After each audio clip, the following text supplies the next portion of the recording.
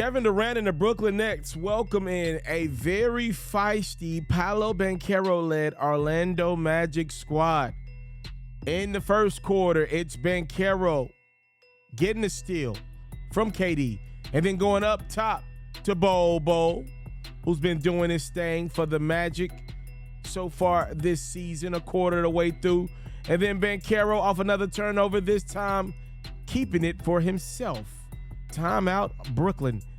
Magic up by 8. Durant going at Orlando tough, letting them know I'm KD and you are not, young fella.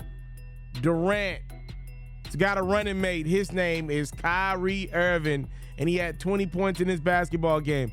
Brooklyn up in the second. Kevin Durant, that's a deuce plus the foul. I know KD's like 6'11", 7 feet, but he knocked that down over Bobo. That's pretty darn impressive. And the third, more of the same. KD is his name. Durant gives the Magic a 2-possession deficit. But here comes Banchero. Paolo had 24, 4, and 5. Joe Harris. Inside, we end up with Kevin Durant scoring. And then more KD putting the moves on Banchero. Another and one for Durant. 2 of his 45 points. 7 boards, 5 assists. Magic not done just yet, though. Franz Wagner had 21. That jam cuts the Orlando deficit down to 6. Durant answers with another deuce. Bo's like Victor Wembanyama. I'm Bo. And I'm averaging 13.5 points, 7.9 rebounds this season. But Bo's 24 points in this one is not going to be enough as Kyrie finds Nicholas Claxton up court for the transition jam. It's Brooklyn winning by 7 at home. Kevin Durant looks really good right now. I mean, he missed 1 shot from the field in the second half. He was 12-13 from the field in the second half. Like, bro, that's unreal. A 45-point game for KD.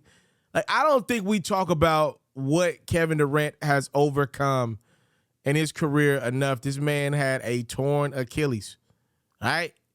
That could have easily ended this man's career, especially when you throw in the fact that he's pretty much 7 feet tall with the explosion that he does have oftentimes off that first dribble, with the way that he can attack the rim, with the amount of times he shoots the rock per game, the amount of workload that he has on himself offensively.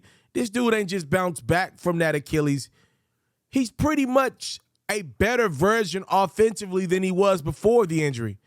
I won't say he's a better defensive player. I won't say that. But offensively, he's right there, if not better than what he was before the injury. Bro, that's wild. He balling.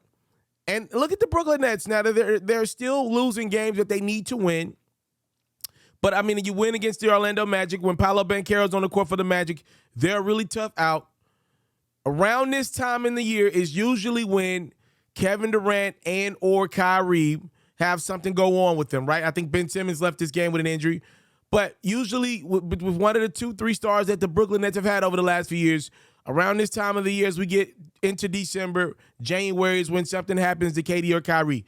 Well, Kyrie hopefully has already had his 1 or 2 incidents this season already, getting suspended a few weeks back. Kevin Durant looks good so far, physically looks great. He really looks good.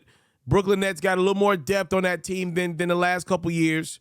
Let's see if the Brooklyn Nets can remain healthy. It'd be tough to really judge Brooklyn because they never have their full squad for a month at a time. So let's see for the first time in a long time if December can be the month that Kevin Durant has a healthy dose of a Brooklyn Nets team. Jacques Vaughn doing a pretty decent job as head coach.